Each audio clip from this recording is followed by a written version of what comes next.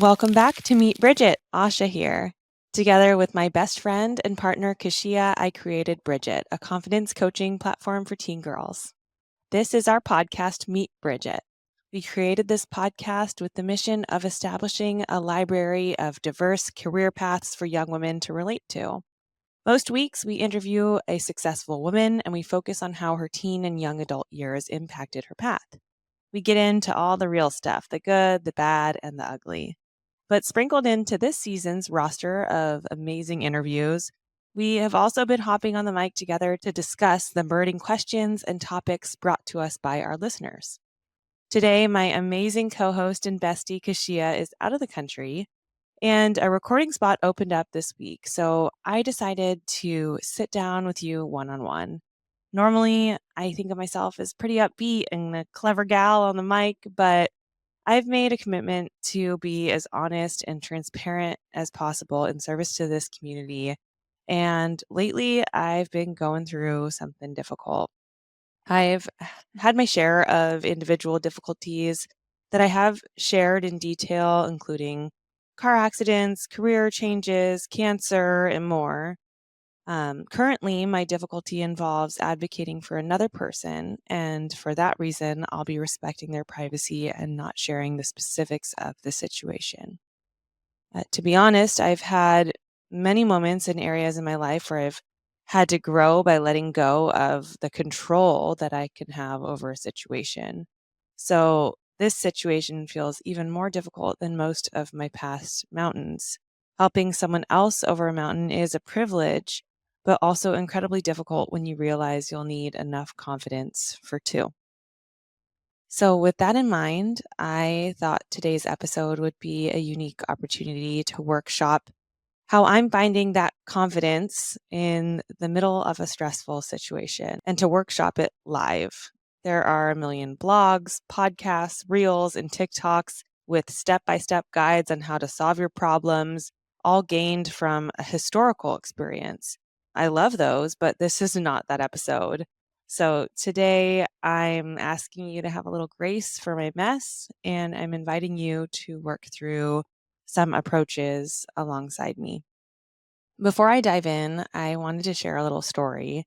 When I first started Bridget, I chose the name for the company because I liked the idea of it being a name, like a person you can go to for support. I was inspired by the TED Talks, TED being the guy you could go to satisfy some intellectual curiosity about a topic. When I landed on the name Bridget, I loved that it included the word bridge. Most mentorship and coaching programs out there for young women invoked a very vertical relationship, older women passing knowledge down the ladder to younger women. But from my experiences working with women older and younger than me, I found that we all have something to learn from one another, that it's really reciprocal. So I love this visual of a bridge, a horizontal connector of new territories, new ideas, new experiences, all on a level playing field. This is a community that really celebrates our differences, but also highlights how much we truly do have in common. So, with that in mind, I hope today's episode, if nothing else, assures you that you never know what someone has experienced or is currently battling in public or in private. We all have our stuff, and even though the details look different, the resilience that life demands of us, that we have in common. We all have our bridges to build and to cross. So, getting back into my stuff right now, I'll tell you, I think that times like right now are why we practice building confidence in normal times. Because when I really need my confidence to show up, it doesn't just enter the room with a torch and some band-aids and a snack and just stick around until the hard days are through. I have to really tease it out and I'll have a glimmer with it, and then that'll get me through a hard day and then it'll disappear again. So I actively have to pull my confidence back out so I can take just one more step forward. What I've been thinking about in the last few weeks has been this. I think there are immediate term and bigger picture strategies to tap into confidence during a stressful time. Also, we repeat the etymology of the word confidence all the time, but as I described a moment ago, even I can use that reminder and pull it back out. The origin of the word confidence comes from roots that mean the state of being with trust. So when I hear the word confidence, or I try to think of confidence, I actively try to replace it with the word self trust. It makes it feel less like something I want to put on and more like something that I can tap into at any time, anywhere. So, immediate term strategies for self trust. First, breath. I found myself in an emotionally charged situation this week, which looked like me literally taking a moment in my car on my own, telling myself to breathe big, slow, audible, counted breaths as I cough. I'm like, we'll just leave that in there because it's real. But I had to breathe these big, slow, audible, counted breaths, and I had one hand over my heart. And I did this without really even thinking about it. But that hand on my chest is a tool that has helped me ground myself in a moment and a place, and is a physical reminder that I possess my own energy, my own will, and my own response to that situation. Which brings me to another immediate term strategy for self trust in a tough time, and that's physicality. In this particular difficult situation, I have found stillness and fresh air to be particularly helpful. I'm feeling really exhausted, so stillness has helped me slow down my thoughts to kind of meet where my body is at. But sometimes the answer is movement, like we discussed in our last episode. After that moment in my car, I opened the door, I stood up, and I actively planted my feet on the ground and rolled my shoulders up, back, and down.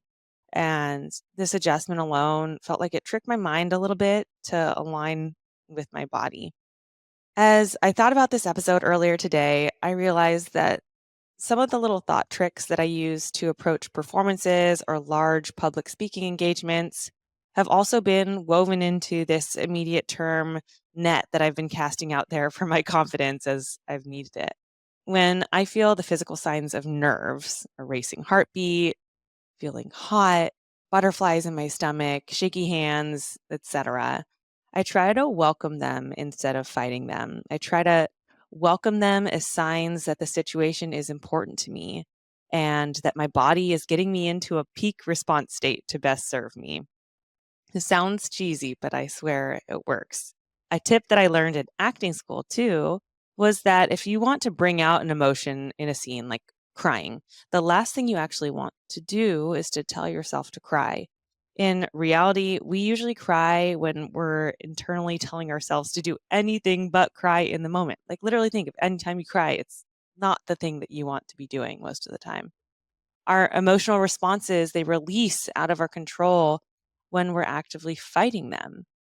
So, getting back to it, as I approached my challenging setting this week, I felt those body signals. And though it felt a little bit forced, I told myself, this is important to me, and I can face this with my whole being.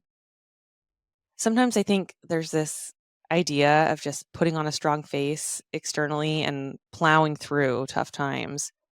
And I'll be honest, at times, life does require that armor, but I've found it helpful to kind of think of my armor as reinforced by my authentic emotional responses that might just be right under the surface, like right there, not hiding them. The final immediate term strategy was quite literally phone a friend. In this case, it was a loved one who I can trust with my vulnerabilities. A moment of letting my emotion release with the support of a loved one was so helpful rather than just internalizing everything in isolation. These immediate term strategies I mentioned might not work for everyone, but again, this is a live workshopping from the thick of it. I'm here. And please do let me know if you find it relatable. So, now for some bigger picture strategies. What I mean by these are the big reset buttons. This particular situation has been emotionally and physically draining. So, just this morning, I had a moment of big picture tapping into my confidence by necessity. I woke up feeling empty. and literally sleepy after my 2 toddlers woke up and ended up in our bed, but that's a totally different story. So I tapped into my first big picture confidence reset strategy, taking inventory. Particularly in this experience of going up a metaphorical mountain alongside another person, it's been easy to hyper focus and lose sight of my own inventory. I literally sat there this morning and had to list out the good things that I still have. Some were people, some were resources, and some were my own goddamn good qualities. But that inventory helped me step back from the situation and pick my toolbox up again with some confidence. Another big picture strategy is checking my time frames. In this difficult situation, I have been constantly tempted to run every possible scenario out several days, months, or even years. It would be totally unrealistic to tell myself, just don't do this. But I have needed to be periodically reminded and to remind myself that the now is all that I have. Spending excessive energy in the past leads to depression, and spending too much energy in the future is anxiety. And quite frankly, I don't have the extra energy for either of those places right now. Another big picture strategy, acknowledging past expectations. We all live life with expectations, whether we want to or not. A wise friend of mine, Nikki, shout out, I love you. Nikki once pointed out to me that the events and the situations that have truly knocked me to my knees have never been the things that I actually anticipated, worried about, or expected.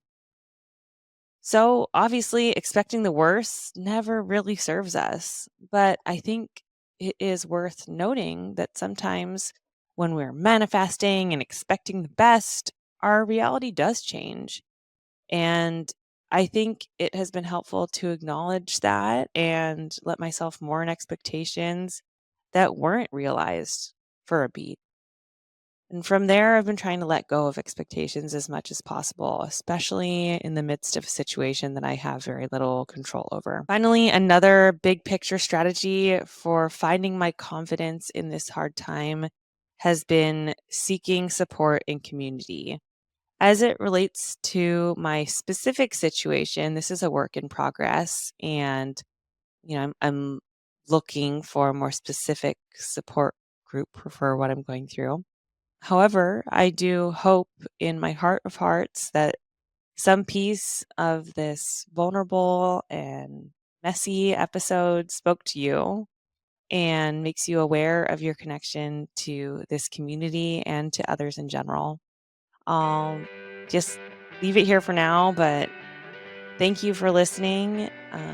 I appreciate you more than you know, and we will see you back here next week.